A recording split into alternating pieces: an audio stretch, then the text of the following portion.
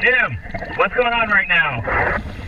Looks like we have 9 female bull sharks swimming around with a couple of nurse sharks. We're hoping that a hammerhead comes in, but at the moment we haven't seen one, which is somewhat odd. Yeah, it's strange because we've been here for the last couple of days, and every day the hammerheads have been showing up. Well, it's just such a pleasure to have sharks while we're diving. I mean, lots of places in the world, sadly, don't have any more sharks left.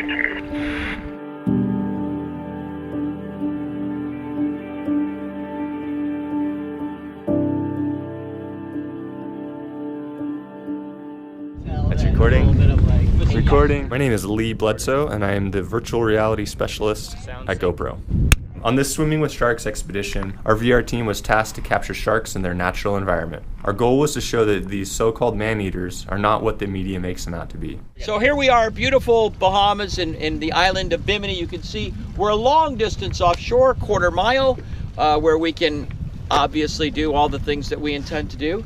No shark harassment. Don't hold, restrain, hug, kiss, ride any shark, please. So let's just let the shark go wherever it wants to go and have a wonderful dive. Sound good? Sounds awesome. Sounds good. All right, let's go do it. The Abyss is an underwater camera housing for spherical cameras made by our partner company, Color. This is the only camera in the world like this because we placed our sync technology inside of it. This allows us to get perfect sync between all of the cameras. Another unique aspect of the Abyss are the large dome ports. The reason they're so big is because they allow a really big pocket of air in front of the camera, and that pocket of air allows us to transition seamlessly between above water shooting conditions and underwater shooting conditions without encountering any distortion of the image. I recently became scuba certified 2 months prior to this trip. Gotta wait for him, right? I gotta wait for him, right? On our first dive on this trip was only my 6th dive ever. I haven't gone down before. As I walked up towards the back half of the platform, I had a lot of emotions and thoughts racing through my head. Laying out this one?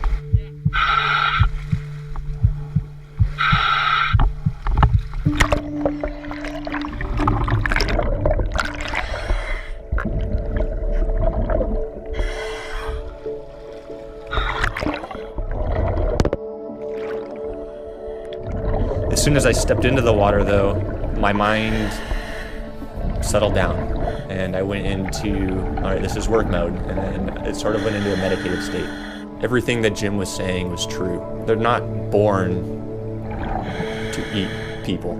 Yes, there are these really big sharks all around me, but never once did I feel like I was in any sort of danger. I mean, it was surreal to be down there and be able to reach out and actually pet a shark and still have all of my fingers. I really want to show people that human beings can interact with sharks in a super safe way, which then, you know, hopefully when they see that, they're like, oh, well, it isn't Jaws. What I loved about the VR is it will give people the ability to experience what it's like to be in the water and watch these animals as they just kind of cruise around, really gentle, really slow, and it's actually almost beautiful. It's not, I wouldn't even call it an adrenaline thing. It's more of just a beautiful thing.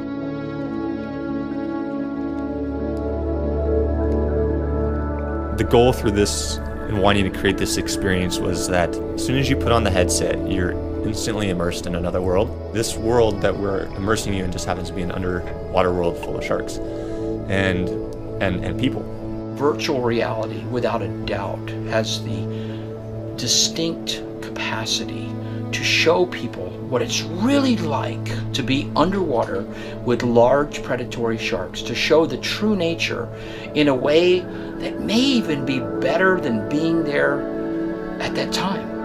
And being able to experience sharks in this way, maybe we're able to change minds about these creatures, and maybe they're not as ferocious and man-eating as we've been led to believe. It's imperative that we all join forces and try to protect our ocean's animals, especially the apex predator that's in control of maintaining the health of our oceans. Virtual reality has the distinct ability to do that without ever taking them to the ocean.